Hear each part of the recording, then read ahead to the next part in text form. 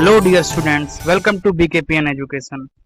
Today we are going to study chapter number 3, Elementary Concepts of Objects and Classes. This is our second part. In the previous video we have discussed about how the objects and classes are related to the real world, how we can experience them in real world.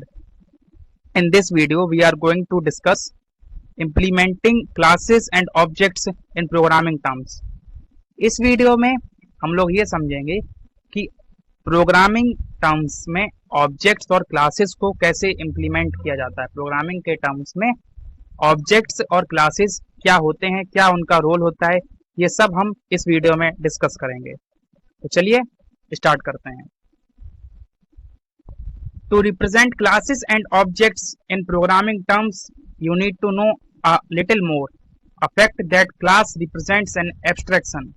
It is relative to perspective of viewer. हम लोगों को classes और objects को समझने से पहले programming terms में इनका क्या रोल है, कैसे इनको रिप्रेजेंट करा जाता है, ये समझने से पहले एक चीज को और अच्छे से समझना चाहिए, वो है एब्स्ट्रैक्शन। एब्स्ट्रैक्शन मैंने आपको पहले भी बताया था, ये क्या होता है, मैंने अपने प्रीवियस वीडियोस में बता रखा है एब्स्ट्रैक्शन के बारे में। आज इसके बारे में और समझेंगे। Abstraction is relative to the perspective of viewer. ये पर्सपेक्टिव ऑफ व्यूअर क्या है? इसका मतलब है देखने वाले का नजरिया, देखने वाले का नजरिया कि वो किस नजरिए से देख रहा है। पर्सपेक्टिव का मतलब होता है नजरिया। अंडरस्टैंडिंग एब्स्ट्रैक्शन, एब्स्ट्रैक्शन को समझते हैं। एब्स्ट्रैक्शन और data abstraction refers to the act of representing essential features without using background details और explanations as per the perspective of the viewer. Abstraction या डेटा एब्स्ट्रैक्शन, इसका मतलब होता है कि किसी जरूरी चीज को, मतलब ये एक ऐसा एक्ट है जिसमें जरूरी चीज को, मींस एसेंशियल फीचर्स को सिर्फ रिप्रेजेंट करा जाता है, शो करा जाता है, उसमें बैकग्राउंड डिटेल्स और एक्सप्लेनेशंस को इंक्लूड नहीं करा जाता है। सॉरी, यहाँ पे यूजिंग नहीं होगा, यहाँ पे इंक्लूडिंग वर्ड होगा, मिस्टेक हो गया। विदाउट इंक्लूडिंग बैकग्राउंड डिटेल्स और एक्सप्लेनेशंस। तो एब्स्ट्रैक्शन से हम लोग समझते हैं कि जो एक्ट है, ये एब्स्ट्रैक्शन एक एक्ट है, मीन्स एक ऐसा वर्क है जिसमें हम लोग एसेंशियल फीचर्स को ही रिप्रेजेंट करते हैं, बैकग्राउंड डिटेल्स और एक्सप्लेनेशन को हाइड करा जाता है as per the perspective of viewer. इसका मतलब क्या है? This means that there can be multiple abstractions of the same entity, viewers are looking at it in different perspectives. एक ही एंटिटी के कई सारे एब्स्ट्रैक्शंस हो सकते हैं, मींस मल्टीपल एब्स्ट्रैक्शंस हो सकते हैं, अगर व्यूअर्स उसको अलग अलग नजरिए से देख रहे हैं, अलग अलग पर्सपेक्टिव से देख रहे हैं। एक ही कोई चीज है, उसके अलग अलग अगर उसके व्यूअर्स हैं, अगर उसको अलग अलग पर्सपेक्टिव से देख रहे हैं, तो सबके लिए उसके एब्स्ट्रैक्शंस अलग अलग हो जाएंगे, क्योंकि जो व्यूअर्स का एब्स्ट्रैक्शन, व्यूअर्स के पर्सपेक्टिव पर एब्स्ट्रैक्शन जो है वो डिपेंड करता है। Abstraction provides external view of the entity as per the viewer. Abstraction जो है वो सिर्फ एक एक्सटर्नल एंटिटी दिखा, मीन एक्सटर्नल व्यू देता है किसी व्यूअर को। आपको ये पॉइंट तो पहले भी मैं इसमें डेफिनेशन में बता चुका हूँ कि ये सिर्फ एक एक्सटर्नल व्यू दिखाता है, मीन्स जो जरूरी चीजें होती हैं एक पार्टिकुलर टाइप के व्यूअर के लिए, उसको वही चीजें दिखाता है एब्स्ट्रैक्शन, बाकी चीजों को हाइड कर लिया जाता है इस एक्ट में। ये दोनों पॉइंट्स आपको इमेज में बिल्कुल क्लियर हो जाएंगे, आप बिल्कुल भी परेशान ना हो, ये बिल्कुल क्लियर हो जाएंगे। चलिए एक एग्जांपल लेते हैं। For example, for an aeroplane there can be multiple types of users such as air traveller, pilot, aircraft engineer. एक एरोप्लेन का अगर एग्जांपल लें तो यहाँ पे डिफरेंट टाइप्स ऑफ यूजर्स हो सकते हैं, मींस इसका यूज अलग अलग लोग अलग अलग तरीके से करेंगे। देखिए, एक तो एयर ट्रैवलर होएगा, मींस जो ट्रेवल करेगा, पैसेंजर जिसको कह सकते हैं। पायलट जो प्लेन को उड़ाता है। एयरक्राफ्ट इंजीनियर जो कि एयरक्राफ्ट के मेंटेनेंस का काम करता है। These three are the different users, and for these three there will be different there will be multiple abstractions for all these three. आगे इसको समझते हैं. Each of these viewers users look at the aeroplane in different perspectives. Her viewer जो है वो aeroplane को अलग अलग नजरिए से देखेगा. अब मैं आपको एक इमेज दिखाऊंगा, इसके आगे से मैं आपको इमेज के बाद बताऊंगा. अभी चलिए इमेज देखते हैं. स्टूडेंट्स, ये हमारी इमेज है. हम इसी इमेज से अपने पुराने एग्जाम्पल को समझेंगे. जो अभी एग्जाम्पल हमने समझा लिया था वो उसमें हमने एक एरोप्लेन को लिया था. एरोप्लेन के 3 टाइप्स के यूजर्स हो सकते हैं. एरोप्लेन इंजीनियर, चाहे आप एयरप्लेन बोलें एरोप्लेन बोलें उससे कोई फर्क नहीं पड़ता अभी के लिए. पायलट और एयर ट्रेवलर, ये 3 टाइप्स के यूजर्स हो सकते हैं. तो देखिए, एक एरोप्लेन इंजीनियर किस तरीके से एरोप्लेन को देखेगा, या आप इमेज में देख सकते हैं, वो मशीनरी के नजरिए से देखेगा. वो एक एरोप्लेन है, उसकी मशीनरी के नजरिए से देखेगा. उसके लिए सब कुछ जो है उसकी मशीनरी ही है एरोप्लेन की, वही इंपॉर्टेंट है. एक पायलट क्या देखेगा, पायलट मशीन जो एरोप्लेन है उसको कॉकपिट के नजरिए से देखेगा. मीन्स उसके लिए जो है कॉकपिट ही एरोप्लेन का सब कुछ है. वह कॉकपिट के नजरिए से ही देखेगा. जब भी उस एरोप्लेन की बात करी जाएगी तो वो अपने कॉकपिट पर ही, मतलब उसे कॉकपिट की ही याद आएगी. और एक एयर ट्रेवलर क्या ध्यान करेगा, अगर उससे एरोप्लेन की बात करी जाएगी तो वो कंफर्टनेस और उसकी सर्विसेज के बारे में बात करेगा. अगर उससे बात करी जाए, कोई एयर ट्रेवलर है उससे पूछा जाए, तो वो एक एरोप्लेन को इस नजरिए से देखेगा. आप देख सकते हैं यहाँ पर सीट्स के बारे में बात वो करेगा, या फिर कंफर्टनेस के बारे में बात करेगा. तो ये तीनों के अलग अलग नजरिए होंगे. Different viewer perspectives of same entity. Means एक ही एंटिटी है, एक ही चीज है, ये एरोप्लेन एक ही है, लेकिन उसके अलग अलग व्यूअर्स हैं और तीनों का देखने का नजरिया अलग अलग है. एयरक्राफ्ट इंजीनियर मशीनरी के नजरिए से देखेगा, पायलट जो है कॉकपिट के नजरिए से देखेगा, और एयर ट्रेवलर जो है वो सर्विसेज और कंफर्टनेस के नजरिए से देखेगा. देखिए, तो एरोप्लेन इंजीनियर के लिए क्या होगा एब्स्ट्रैक्शन. जो एक इंजीनियर है उसके लिए एब्स्ट्रैक्शन क्या होगा. एब्स्ट्रैक्शन का मतलब है कि जो जरूरी चीजें हैं उन्हीं को रिप्रेजेंट करा जाए, और बाकी जो चीजें हैं, बैकग्राउंड डिटेल्स या कोई अदर थिंग्स, उनको हाइड कर लिया जाए. तो एरोप्लेन इंजीनियर के लिए मेन चीजें क्या होंगी, मशीनरी. तो मेन बॉडी स्ट्रक्चर, इसमें की fuselage, frames, cutouts, wing structure, spars ribs, stringers, torsion box, billet, flaps, spoilers, tail structure में फिन्स, और अंडर कैरेज एंड इंजन्स में कील बीम, डिस्क ब्रेक्स. तो ये सारी चीजें जो हैं एक एरोप्लेन इंजीनियर के लिए होंगी. इसके लिए बाकी सारी चीजें जो हैं, मींस कैसा वहाँ की सर्विस है एरोप्लेन की, उसे कॉकपिट में क्या क्या फंक्शंस हैं, क्या क्या चीजें हैं, कैसे वहाँ के फूड सर्विस है, कैसी वहाँ की फैसिलिटीज हैं, उससे कोई मतलब नहीं है एक एरोप्लेन इंजीनियर को. उसके लिए वो सारी डिटेल्स, वो सारी इंफॉर्मेशन हिडन है. तो उसके लिए एरोप्लेन इंजीनियर जो है उसके लिए एब्स्ट्रैक्शन जो है सिर्फ यही. एब्स्ट्रैक्शन मीन्स जो इंपॉर्टेंट चीजें दिखाई जा रही हैं वो ये हैं, और बाकी सारी अदर डिटेल्स और एक्सप्लेनेशन उससे हिडन है. तो ये रहा एक एरोप्लेन इंजीनियर के लिए एब्स्ट्रैक्शन. वहीं अगर एक एयर ट्रेवलर की बात करी जाए तो उसके लिए सिर्फ कंफर्ट और फैसिलिटीज ही मेन प्रायोरिटी पर होंगी, वही उसके लिए सब कुछ होंगी, ना कि उसे कोई मशीनरी से एरोप्लेन की कोई मतलब नहीं है. वह सिर्फ देखेगा seat type, mid air facilities, refreshment, food choices. उसे कंफर्टनेस, फैसिलिटीज, इन्हीं सब से मतलब है. उसे और किसी चीज से मतलब नहीं कि कैसा कॉकपिट है, क्या मशीनरी है, उससे कोई मतलब नहीं, और वो सारी जानकारी उससे हिडन है.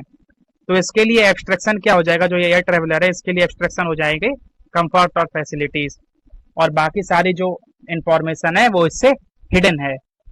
एब्स्ट्रैक्शन फॉर पायलट, तो पायलट के लिए एब्स्ट्रैक्शन हो जाएगा dashboard, system information, radar display, altitude indicator, navigation controls, direction finder, control wheels, throttle levels, brake pedals. तो ये जो सारी चीजें हैं, ये कॉकपिट में जो चीजें होती हैं, सारे कंट्रोल्स होते हैं, वो सारी चीजें यहाँ पर बताई गई हैं. तो एक पायलट के लिए यही सब इंपॉर्टेंट भी हैं, वह इन्हीं सब को प्रायोरिटी देगा, उसके लिए यही सब मायने भी रखती हैं. उसे सीट टाइप से, मिड एयर फैसिलिटीज से, कंफर्टनेस से कोई मतलब नहीं है, ना ही उसे मशीनरी से मतलब है. उसे सिर्फ एरोप्लेन को चलाने में जो चीजें यूज होती हैं उन्हीं से मतलब है। तो उसके लिए वही एब्स्ट्रैक्शन है, मीन्स वही चीजें दिखाई जा रही हैं जिसे उसकी जो उसके लिए जरूरी हैं, बाकी सारी डिटेल्स और एक्सप्लेनेशन उससे हिडन रहेंगी। एयर ट्रेवलर की बात करी जाए तो उसे कंफर्ट और फैसिलिटीज से मतलब है, बाकी सारी डिटेल्स और एक्सप्लेनेशन उससे हिडन रहेंगी। एयरप्लेन इंजीनियर की बात करी जाए तो उसे सिर्फ मशीनरी से मतलब है, तो उसे सिर्फ मशीनरी ही उसे दिखाई जाएगी या उसे मतलब शो करी जाएगी, बाकी सारी चीजें उससे जो हैं हिडन रहेंगी। All other details explanations will be hidden from him. तो मुझे लगता है अब तक आपके समझ में आ गया होगा कि एक ही आइडेंटिटी की अलग अलग एब्स्ट्रैक्शंस हो सकते हैं, और ये एब्स्ट्रैक्शंस जो हैं देखने वाले के नज़रिए पर डिपेंड करते हैं, मींस पर्सपेक्टिव पर डिपेंड करते हैं। अगर एक ही चीज़ के देख अलग अलग व्यूअर्स हैं और सबका देखने का नज़रिया मींस पर्सपेक्टिव अलग अलग है, तो सबके लिए एब्स्ट्रैक्शंस भी अलग अलग होंगे। तो as per the perspective of viewer, इसके लिए जो ये 2 पॉइंट्स लिखे थे, there can be multiple extraction of same entity if viewers are looking at it in different perspective. तो ये बात उस एग्जाम्पल से और इस इमेज से क्लियर हो गई कि एक ही एंटिटी के कई सारे एब्स्ट्रैक्शंस हो सकते हैं, मल्टीपल एब्स्ट्रैक्शंस हो सकते हैं, और ये एब्स्ट्रैक्शंस देखने वाले के नज़रिए पर डिपेंड करते हैं। Abstraction provides external view of the entity as per the viewer.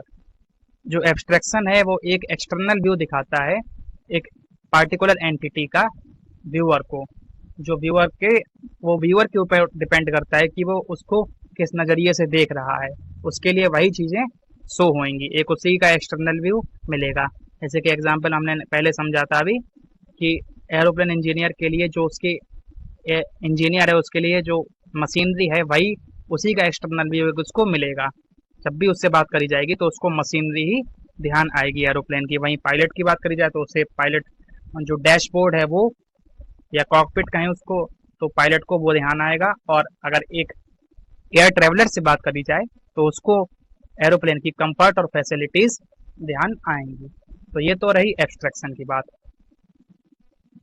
तो each of these viewers users look at the aeroplane in different perspective, सब अलग अलग पर्सपेक्टिव से देखते हैं।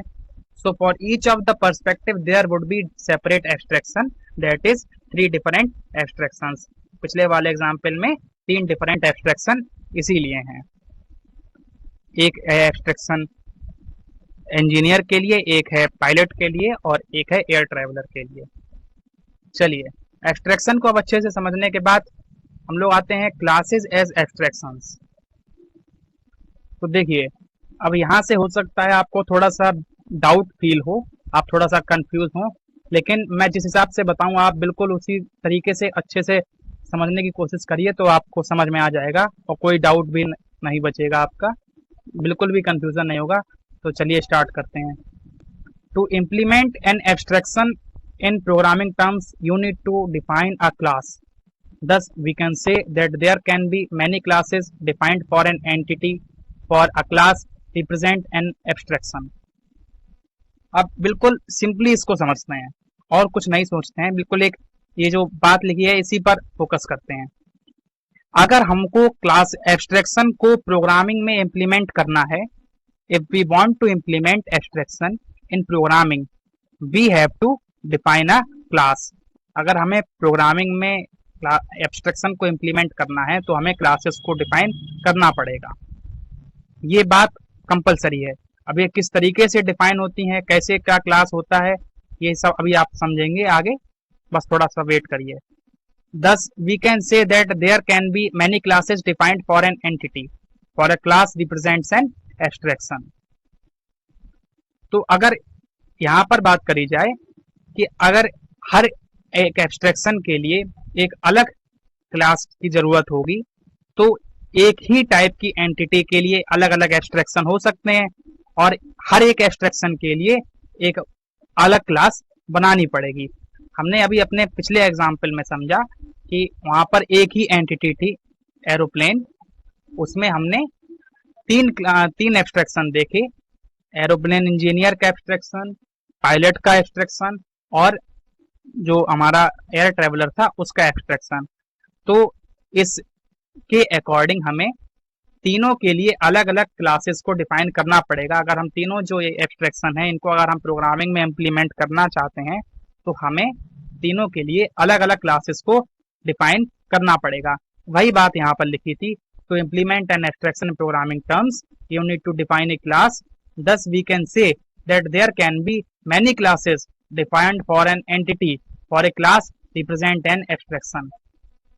एक ही एंटिटी के लिए कई सारी क्लासेस को डिफाइन करना पड़ सकता है, क्योंकि हर एक क्लास एक पार्टिकुलर टाइप के एब्स्ट्रैक्शन को डिफाइन करती है, उसको रिप्रेजेंट करती है।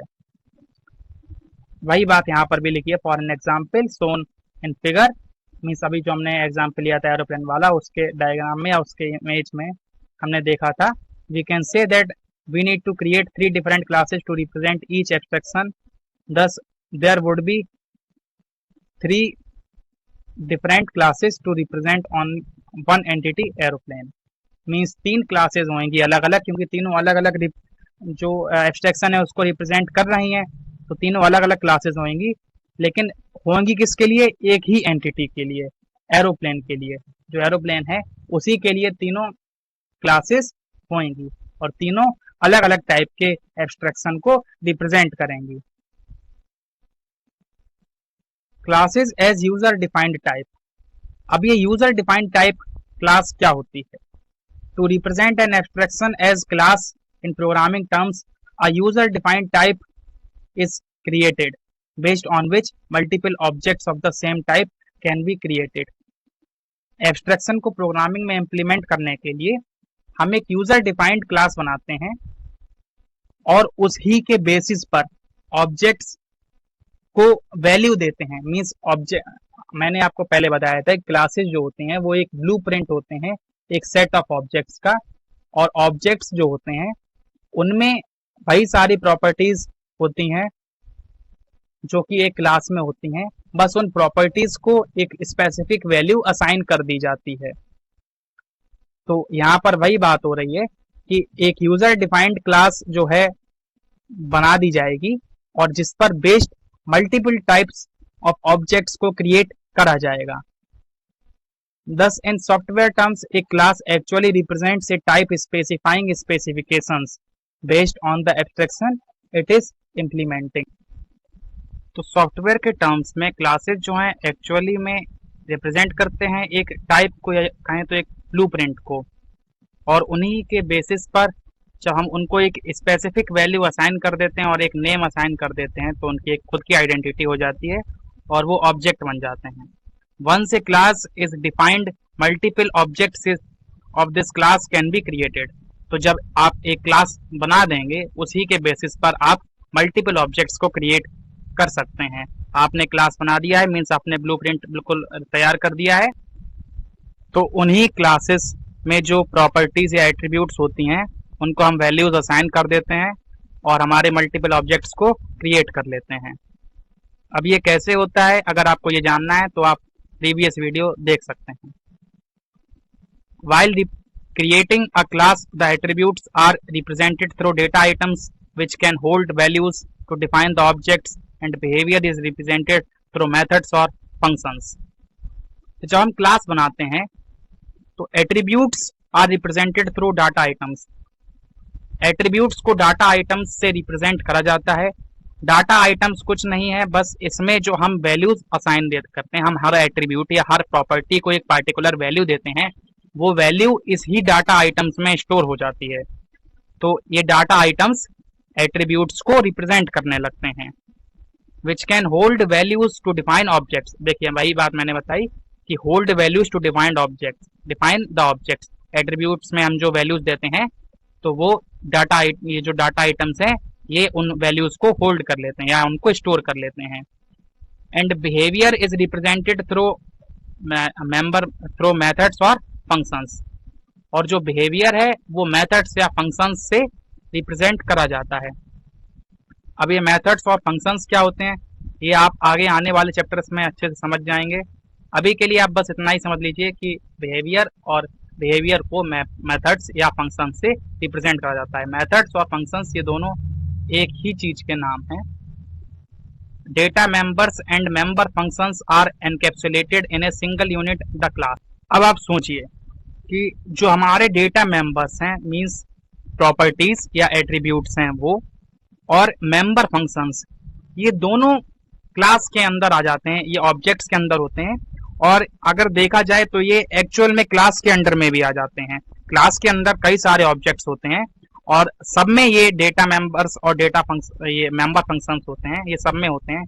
तो ये दोनों चीजें एक क्लास के अंदर में आ जाती हैं और क्लास इनको एनकैप्सुलेट करने का काम करता है। एनकैप्सुलेशन का मतलब होता है wrapping up of data and member functions into a single unit. तो मेंबर फंक्शंस और डेटा मेंबर्स को ये जो क्लास है ये बांध के रखता है, एक जगह पर रैप अप करके रखता है।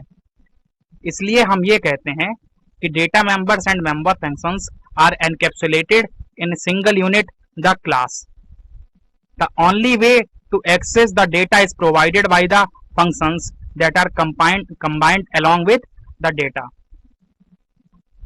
तो जो इनको जो डाटा होता है, इन डाटा आइटम्स के अंदर जो हमने डाटा स्टोर करा होता है, प्रॉपर्टीज और एट्रीब्यूट्स को जो डाटा हमने असाइन करा होता है, उनको एक्सेस करने का हमारे पास एक ही तरीका होता है, वो है इन फंक्शंस के जरिए। हम इन्हीं फंक्शंस के जरिए उनको एक्सेस कर सकते हैं। हम डायरेक्टली उनको जाकर नहीं एक्सेस कर सकते हैं, इन फंक्शंस को कॉल करना पड़ता है, फिर हम उस डाटा को एक्सेस कर पाते हैं, उस डाटा को यूज कर पाते हैं।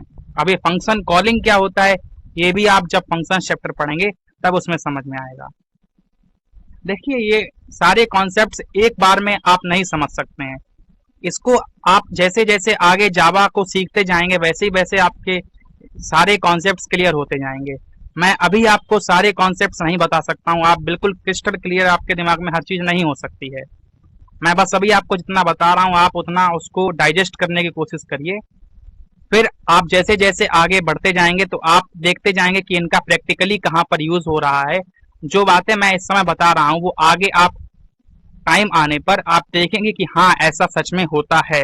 जब हम प्रोग्राम बनाया करेंगे तो उसमें आपको पता चलेगा कि हाँ यहाँ पर ये डेटा मेंबर है और ये फंक्शन है, हम इसको डेटा मेंबर को ऐसे डेटा नहीं ले सकते हैं डेटा मेंबर से, तो हमें फंक्शन को कॉल कराना पड़ेगा। ये सब कुछ प्रोग्रामिंग में होता है। वहां पर फंक्शंस को बनाया जाता है, फिर डेटा को एक्सेस करा जाता है। जब प्रोग्राम बनाएंगे तो उसमें ये सब कुछ होएगा। जब प्रैक्टिकली मैं प्रोग्राम बनाकर आपको दिखाऊंगा तो आपको बिल्कुल क्लियर हो जाएगा।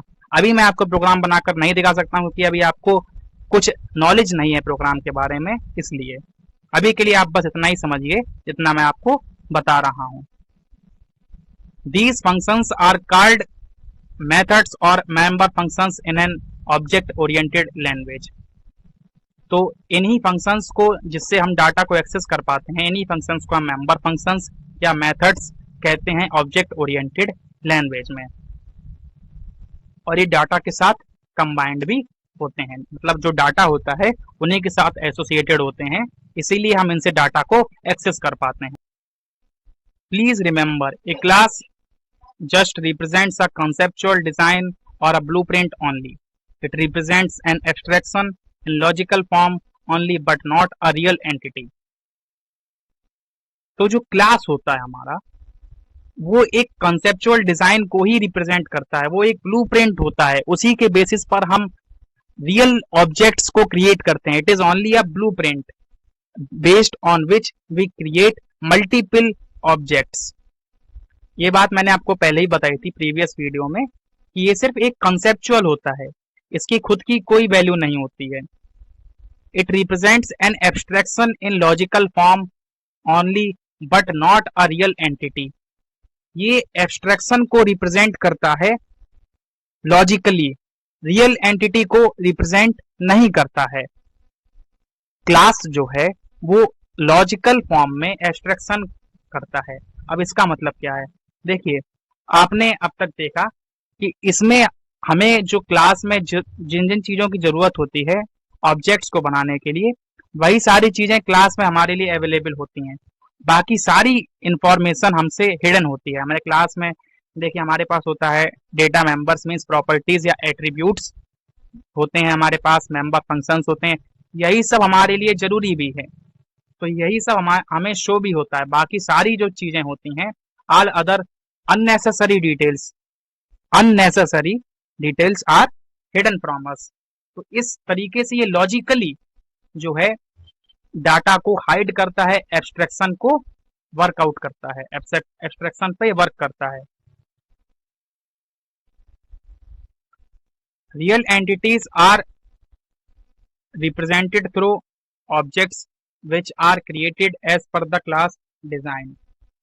रियल एंटिटीज जो होते हैं वे हमारी ऑब्जेक्ट्स होते हैं which are created as per the class design, और इन्हीं के बेसिस पर क्लासेस के बेसिस पर इनको डिजाइन करा जाता है। जैसा क्लास का डिजाइन होगा वैसी तरीके से एंटिटीज यानी कि ऑब्जेक्ट जो रियल एंटिटीज हैं, यहाँ पर इसका मतलब है ऑब्जेक्ट्स, ऑब्जेक्ट्स को उसी तरीके से बनाया जाएगा। जैसी क्लास की डिजाइन होगी वैसी ही ऑब्जेक्ट्स की डिजाइन होगी।